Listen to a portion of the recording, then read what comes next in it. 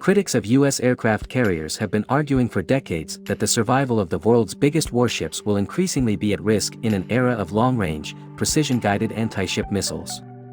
In recent years, China has typically been identified as the military power most likely to drive U.S. carriers from the sea.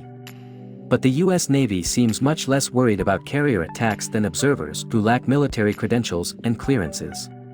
In fact, the outgoing Chief of Naval Operations, Admiral John Richardson, told an audience earlier this year that we're less vulnerable now than we have been since and including World War II.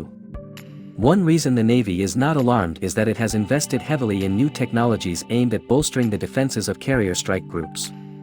It also has changed its tactics for operating near China. But the biggest reason for confidence about the future resides in the difficulties China would face in trying to find and track U.S. carriers.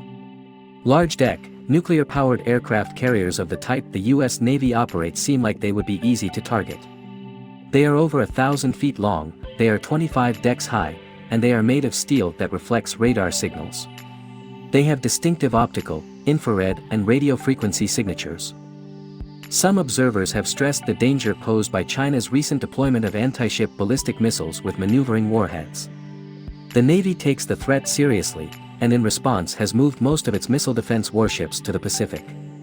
As a practical matter, though, these weapons make little difference to the balance of power if China cannot first find, fix, track and target a carrier.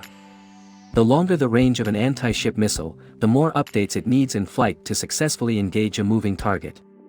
So without timely off-board sensor data and an agile command and control system, the weapon will be largely useless. This generalization applies whether the attacking weapon is purely ballistic or a hypersonic glide vehicle. If the location of the target vessel is not known in a timely and fairly precise fashion, then the munition is unlikely to strike its target. The bottom line is that China is nowhere near overcoming the hurdles required for successful attacks against U.S. aircraft carriers. Whether those carriers are engaged in projecting air power ashore or maintaining control of sea lanes, Beijing will be hard-pressed to impede their operation in wartime.